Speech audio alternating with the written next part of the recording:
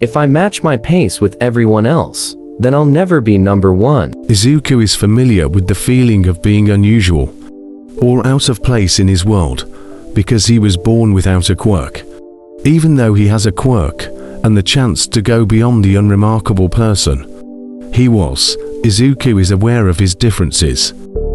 He requires some time to adjust to his new abilities, which will typically put him behind the pack. He must constantly go above and beyond in order to catch up with, and then surpass others.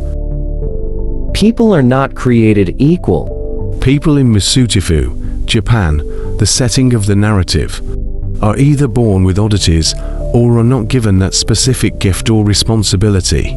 Izuku, who belonged to the latter group, quickly realized that certain people were created to be superior to others.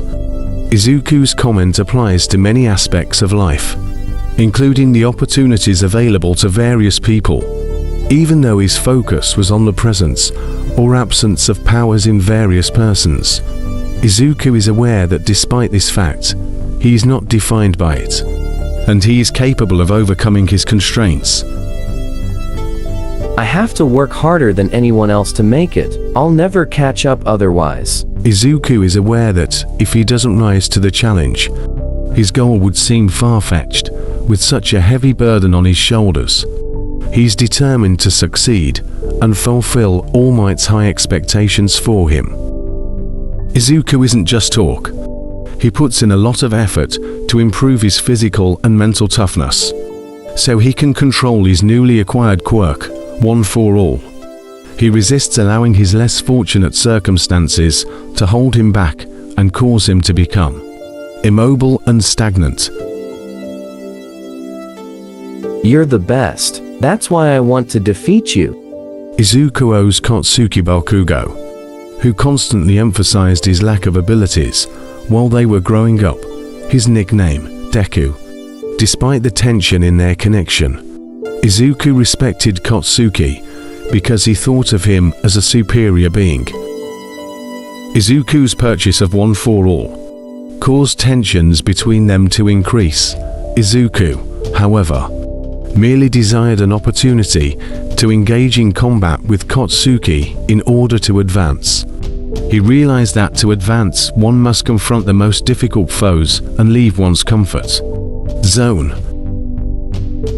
I know I'm hurt, but if I can still move at all, I can't stay still. I have to do something. Izuku is regarded to have a heart of a true hero. He is aware that being a hero entails being constantly willing to go against the grain in order to improve someone else's situation. Izuku's heroic nature was clearly displayed when the League of Villains tried to enlist Katsuki by kidnapping him. Despite the fact that there wasn't much he could do to save Katsuki, he didn't feel comfortable doing nothing. He wanted to take charge, which is what a real hero does. If you ever feel hopeless, make sure you let us know.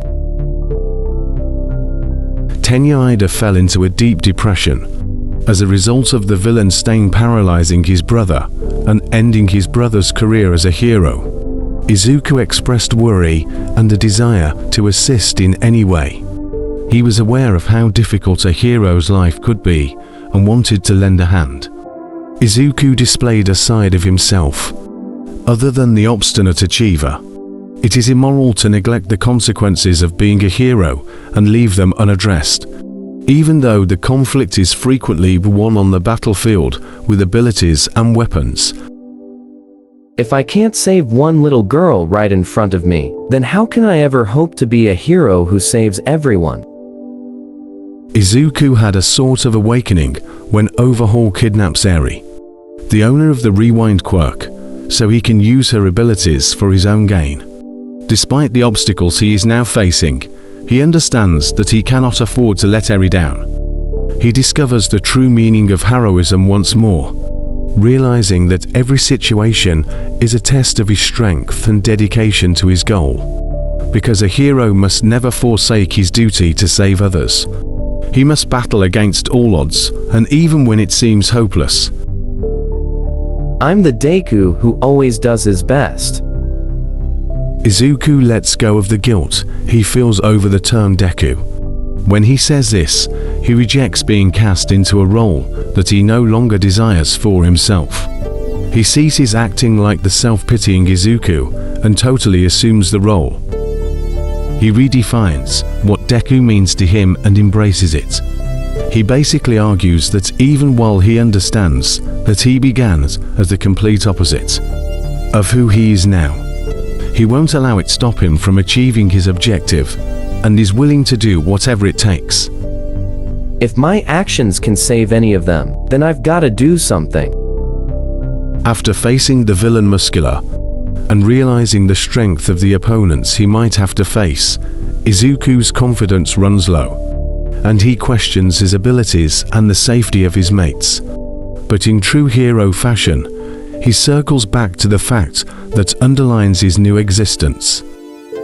He must constantly attempt, even if the likelihood of failure is considerable. Since he is a hero, Izuku is still getting used to being a hero. But one thing is certain about him: he never allows anything stop him from doing his duty.